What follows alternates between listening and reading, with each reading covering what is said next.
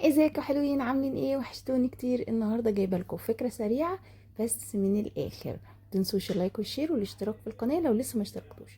ايه الخامات اللي احنا هنستخدمها؟ ده خيط مجدول قطن 10 ملي. تمام، اللي بنعمل بيه السحابه. بيتباع بالمتر وبالكيلو يا جماعه عادي. هجيب فتلتين، فتله طولها 35 سنتي وفتله التانية اطول شويه 65 سنتي.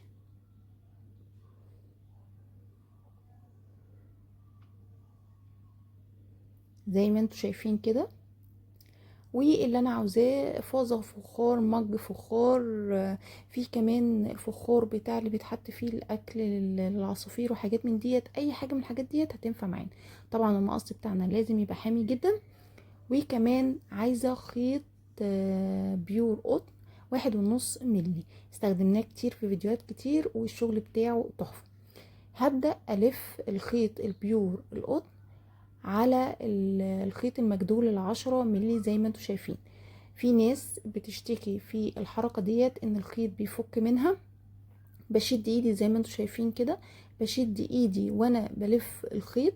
ده واحد. تاني حاجة، كل ما بعمل شوية خيوط، تمام، ببدأ ازقهم لبعض، تمام، عشان اقلل كمان المسافة اللي بينهم.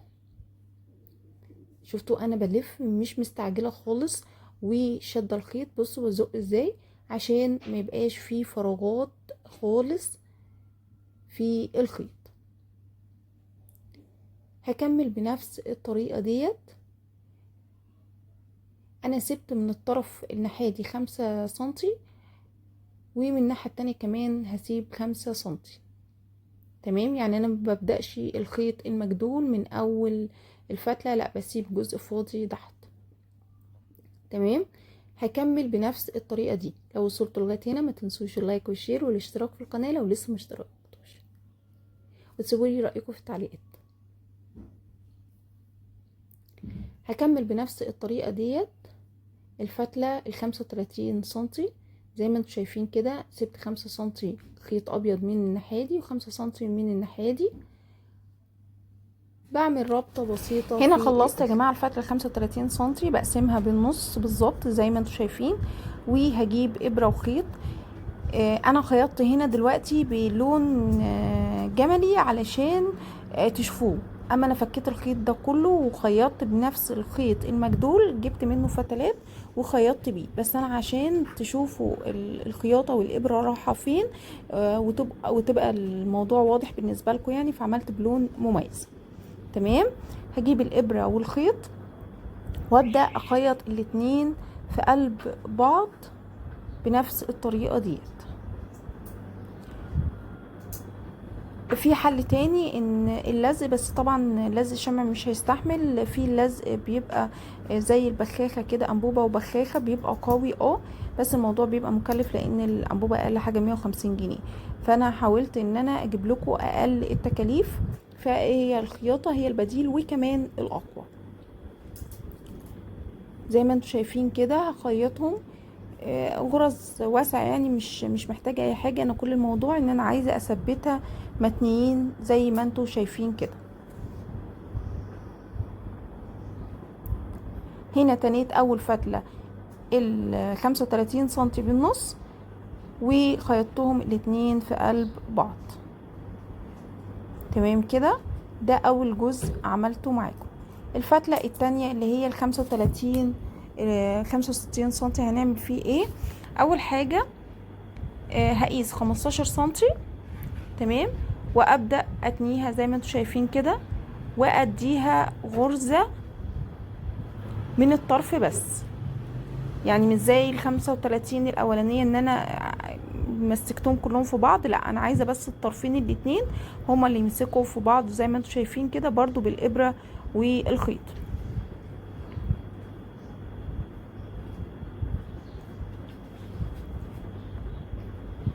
بثبت عليهم جدا. تمام، وطبعا لو استخدمت الخيط نفس لون الشغل بيبقى افضل بكتير عشان ما يبانش في اي اتجاه. تمام كده، انا خيطت الجزء الاولاني. من الناحية التانية بصوا انا برسم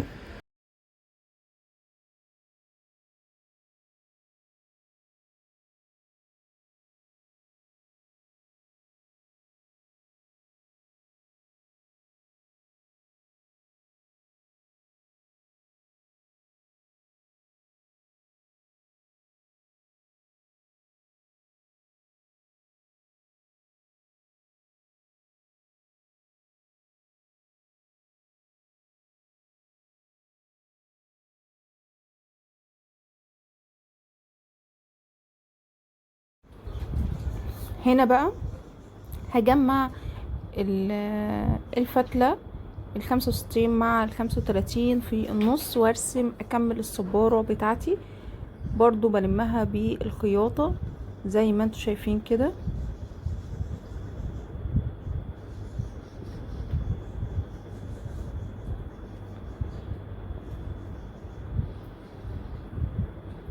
انا كل شوية يا جماعة برجع اظبط الشكل بتاعي. اهم حاجة ان الشكل بتاعي يبقى مظبوط قبل ما اخيط. تمام، دي حاجة لازم ناخد بالنا منها جدا.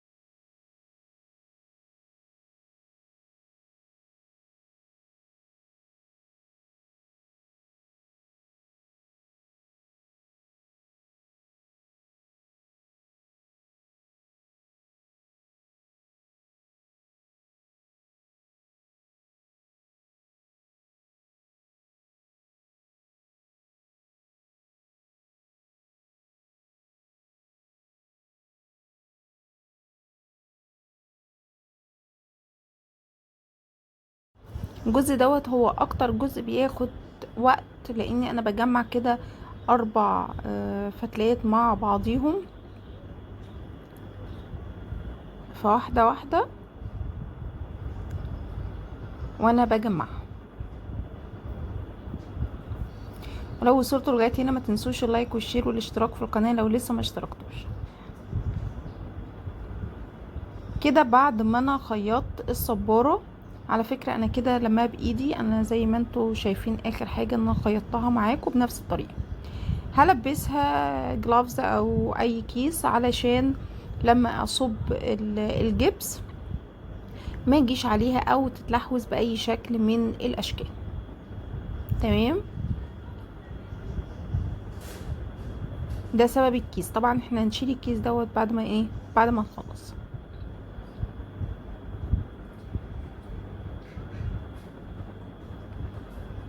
بعد كده بحضر الجبس بتاعي. المهم ان هو ما يبقاش ماسك قوي يا جماعه. والافضل بصوا انا بحط الصباره كده وببدا اصب الجبس عليها حواليها. طبعا في المناطق الفاضيه ديت بحط الجبس بتاعي اصبه حواليها. انا هنا حضرت الجبس وبعد كده غرست الصباره، ما كانتش قويه. تمام، حاولت وريتكم برضو الغلطه اللي انا عملتها عشان تبقى اوضح ليكم. الافضل ان انا اصبه. هجيب بقى لون اكليريك. تمام، وابدا الون الجبس بتاعي. لو عندك زلط صغير والجبس طري حطيه عليه هيغنيكي عن موضوع التلوين تماما.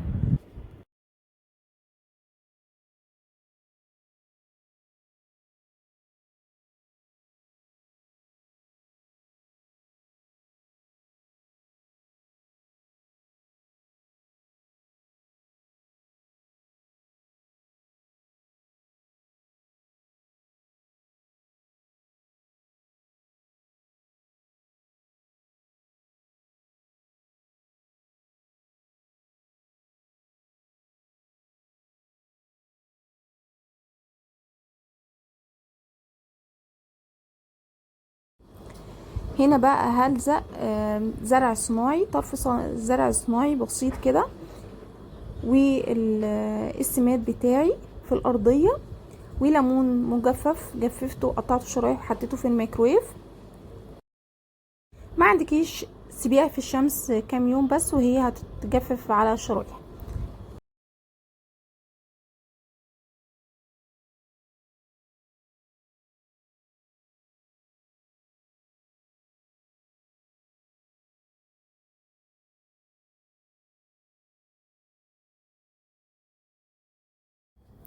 وببدأ ألزق الشريحتين بتاعة الصبار زي ما انتم شايفين كده، بتديها شكل طبيعي وجميل جدا. وبقية القمر بتاعتنا ديت اتمنى انها تعجبكم. ما تنسوش اللايك والشير والاشتراك في القناه، وتسيبوا لي رايكم في التعليقات. وباي باي.